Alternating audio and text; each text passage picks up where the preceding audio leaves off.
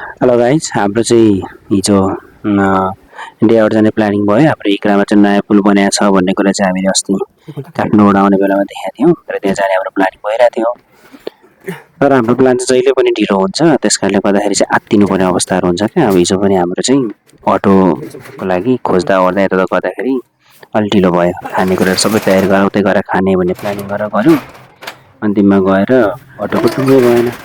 त्यसै अन्तिममा फेरि अटोको टुङ्गो भइसके पछाडि चाहिँ हामी हतार हतार हतार हतार गरेर हतार हतार लतर पतर गर्दै अटोमा लाग्यो। हाम्रो दाइ आउनु भएछ, त्यस कारणले गर्दाखेरि चाहिँ पसिना खल खल खल खल हुँदै हुँदै हामी लाग्यौँ।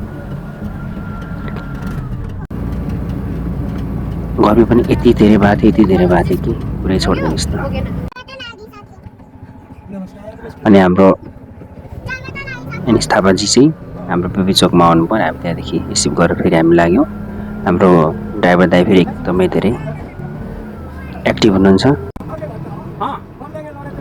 उहाँ चाहिँ एकदमै एक्टिभ हुनुहुन्छ, किन त भन्दाखेरि उहाँ चाहिँ पोलिटिसियन पनि हुनुहुन्छ क्या एक प्रकारको। उहाँ चाहिँ एकदम पोलिटिक्समा चासो राख्ने पनि व्यक्ति हुनुहुन्छ।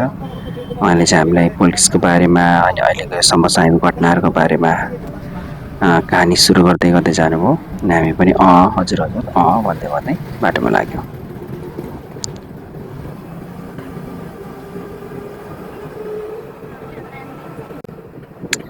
हामी अब सातधारेदेखि हुँदै एउटा कलेज ज्यामिरे, सरी यो चाहिँ सातधारे नै हो, त्यहाँदेखि उता गर्दै गर्दै हामी गयौँ। अटोभित्रैबाट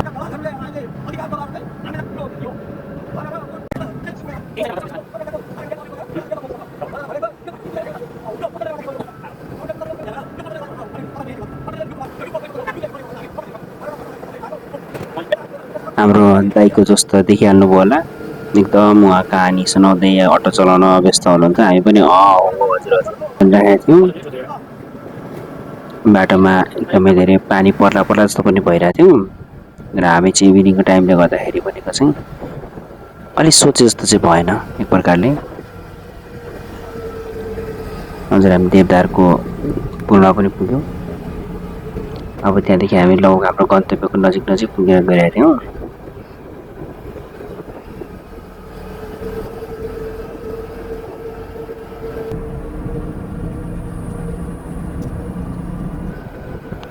त हामीलाई ठ्याक्कै यहाँ हो भन्ने कुरा चाहिँ कन्फ्युजन भयो क्या। मलाई त अलिक वरै जस्तो लाग्दै थियो, यो जुन यो ठुलो पुल बन्दैछ यहाँ पनि एउटा हो यहीँ जस्तो लाग्दै थियो। तर यहाँदेखि अझै उता रहेछ। हेर्नुहोस् त, गाडीमा मेरो साली नानी मिलाएर बसिराख्नु भएको छ।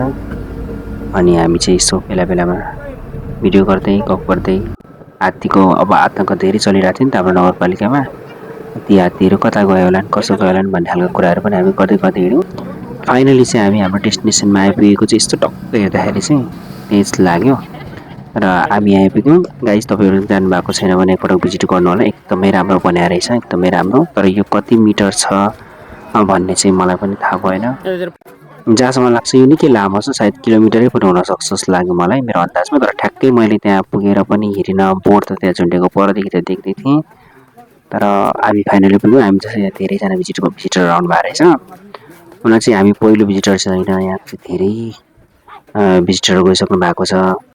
अनि यहाँ गइसकेपछि फोटो त खिच्ने कुरै भएन। अनि यसो हिँडेर भिडियो सिडियो त बनाउनै पऱ्यो। यो त अहिलेको चलेको ट्रेन्ड नै भन्नुपर्छ नि त होइन। यो अगाडि फर्क्यो पछाडि फर्क्यो, तर पुल साँच्चै राम्रो बनाएको छ। तपाईँहरू पनि त्यहाँ जान चाहनुहुन्छ भने यसो टक्कसँगले अलिकति टाइम मिलाएर जानु होला। हामीसँग टाइम भएन, हामीले पकाएर त्यत्रो मिहिनेत गरेर लगेको सबै घरमै लिएर खानु पऱ्यो बिचरा हामी होइन। त्यही पनि अब तपाईँहरू जानुहुन्छ भने चाहिँ अलिक छिटै जानु होला, टाइम मिलाएर जानु होला। अहिलेको लागि यति नै। Thank you very much.